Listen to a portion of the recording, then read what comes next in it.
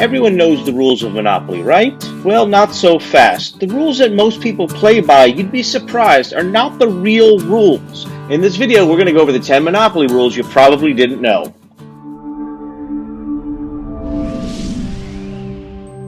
You think you know how to play Monopoly, but let's go over the 10 things you and your friends are probably getting wrong. Number 1, free parking. Most people think that if you land on free parking, you win the money in the middle. But the truth is, you don't win any money for free parking. Free parking is just a free space where you don't do anything. Number 2, most people think when you land on a property that's still owned by the bank that you have the choice of either buying it or not buying it. But the truth is that's not true. If you land on a property still owned by the bank, you either must buy it or you must auction it. And by auctioning it, it means that everybody playing the game gets to potentially own it. In fact, the auction price could even go up much higher or much lower than the actual purchase price. Number 3, if somebody lands on our property and rent is owed, they pay us the rent.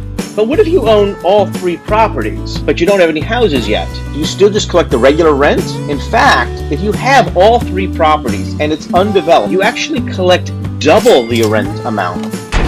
The next rule is how getting out of jail really works. If you land in jail, you either pay the $50 and then roll and move as normal. Some people think you pay the $50 and then get out on your next turn. That's not true. You can just pay $50 and go. You can also use a get out of free jail card, then roll and move as normal. But the third one is interesting. You can just roll to see if you get a double. But here's the thing.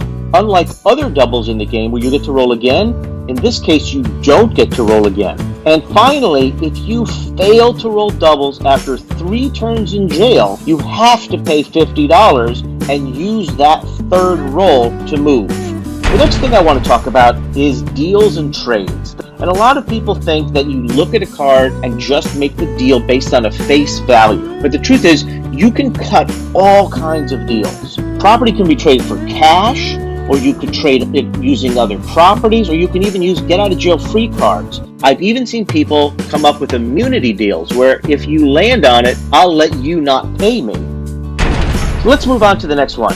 Mortgaging properties. If you owe money and you can't pay it and you have to raise money, you can mortgage the properties to make money. If you look in the back of a card, it'll say what the mortgage value is for a property. If you mortgage a property, you get that money. First, you have to make sure that you've sold off all the buildings or hotels on it. You actually turn it upside down and the bank will pay you that value. Now, if you ever want to unmortgage that property, the unmortgage cost is the mortgage value plus 10%.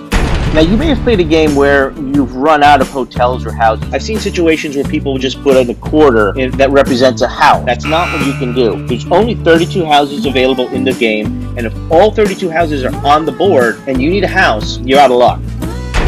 The next myth I'm always surprised by, which is Park Place and Boardwalk are 2 of the worst properties that you can own. They're really expensive, and it's actually landed on the least. I know there's a card that says advance your token to Boardwalk, but beyond that one card, it becomes very rare for people to go all the way around the board and land on Boardwalk. There's so many more cards that will let you skip Boardwalk and Park Place and pass go. Let's talk about bankruptcy, how the game ends. A lot of people think that if you go bankrupt, all the properties go back to the bank. That's actually not true. If you go bankrupt, the first thing you do is you sell the buildings back to the bank, you mortgage all the properties, but then all of the mortgaged properties wind up going to the player whom you owed the money to, and then you're out of the game. A lot of people think that you get the even money. If you spend $100 for a hotel, you think you get $100 back. That's actually not true. If you sell a hotel that costs $100, when you sell the hotel back to the bank, you only get half the cost price. And the same thing is true if you sell a house. So now, just before I go, I'm going to throw out a few extra things. And these are things you probably do know. To me, railroads are one of the best investments you can do because it's only $200 to purchase. So you can own all 4 if you're lucky enough for $800. And if somebody lands on one of those 4 railroads, you get $200 because you own all 4 railroads. There's actually no other piece on the board that you can develop that for $800 you can just consistently make $200 back. A lot of the properties, not only have to buy the properties for hundreds of dollars, but then you have to spend hundreds of dollars more to put houses on them. And there's cards that even say, take a ride on the Reading Railroad. And while it may not get you the big bucks if you have hotels, it certainly can keep you going. It can keep you flush with cash. I like to use the railroads to get my cash and then build a property from that. So that's my video on Monopoly and rules you probably didn't know. Did I forget something? Let me know in the comments below. Thanks for watching.